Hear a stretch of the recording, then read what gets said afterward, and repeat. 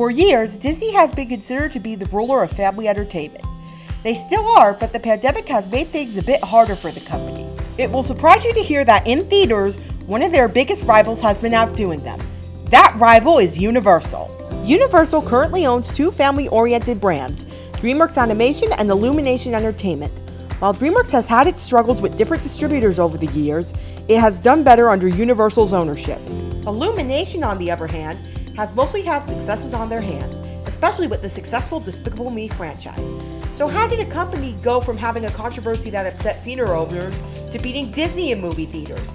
Well, it all started with said controversy. Trolls World Tour was supposed to have a normal theatrical release until COVID hit. DreamWorks and Universal announced the movie would be available on video on demand since most theaters were closed. The release was so successful that Universal announced that they would release movies in theaters and on video on demand at the same time.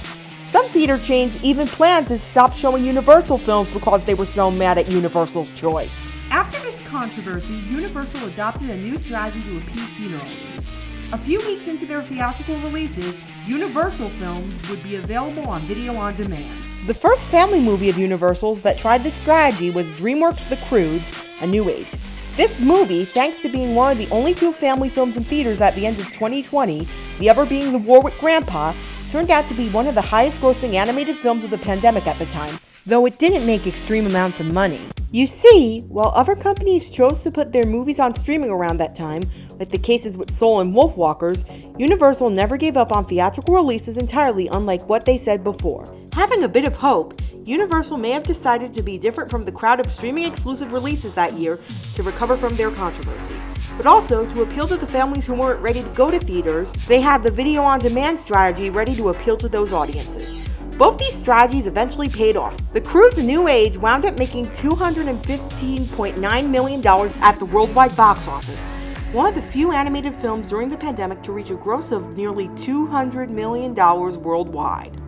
Another method that Universal tried was putting several movies onto Peacock and in theaters at the same time, piggybacking off what HBO Max did with Warner Bros.' entire slate of 2021 films. However, unlike what HBO Max did, and copying what Disney Plus did with their Premier Access strategy, you would need one of the higher tiers of Peacock to watch these films. The family film which used this strategy was The Boss Baby: Family Business. However, none of these strategies worked for Boss Baby, despite it making a decent amount at the box office. Though it didn't beat Warner Bros.' Space Jam: A New Legacy, seeing that the strategy didn't work for Boss Baby, Universal looked at their next family film, produced by Illumination Entertainment, and did the same thing they did with The Croods: A New Age. And how did it work for Sing 2? It did spectacularly, despite having competition from Spider-Man: No Way Home. My theory as to why this worked again is that this time the release date was closer to Christmas. The film also premiered at AFI Fest to critical acclaim, with even some saying it was better than the first Sing film.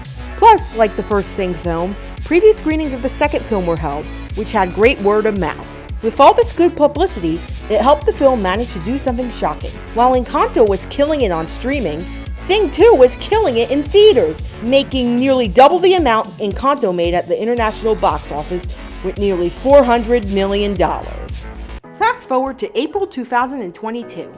Sonic the Hedgehog 2 has brought families back to theaters, and families are hungry for more family-friendly films. DreamWorks and Universal come in with a movie based on a popular book series, The Bad Guys. This film wound up surpassing box office predictions and made $24 million at the United States box office opening weekend, and it also topped the box office in other countries before the US release. As of this recording, I believe The Bad Guys is well on its way to reach $100 million at the international box office. Now, what can we learn from this? I think we could see that Universal could become a rival to Disney in the future, as they are winning the box office at a time when Disney depends on streaming numbers for popularity. Universal could have the upper hand when it is using more traditional methods to distribute film rather than relying on streaming. Quite recently, their Peacock and in-theater strategy is using films which people don't care about, like Marry Me and Firestarter. Now, let's look into the future. Disney is finally putting a Pixar film in theaters after 2 years, and it turns out to be a spin-off of the highly popular Toy Story series. On the other hand, Universal is teaming up with Illumination to finally release Minions: The Rise of Gru. Which movie will be more popular? My answer is that Illumination has a chance to win the duel between Disney and Universal once again, having the more popular franchise for modern audiences, as seen by the success of the Despicable Me films. I believe Lightyear could do well at the box office. If Disney manages to surpass Universal, it would be surprising, especially with people wanting to welcome Pixar back to theaters. But which company will win this duel? The answer? Only the future holds.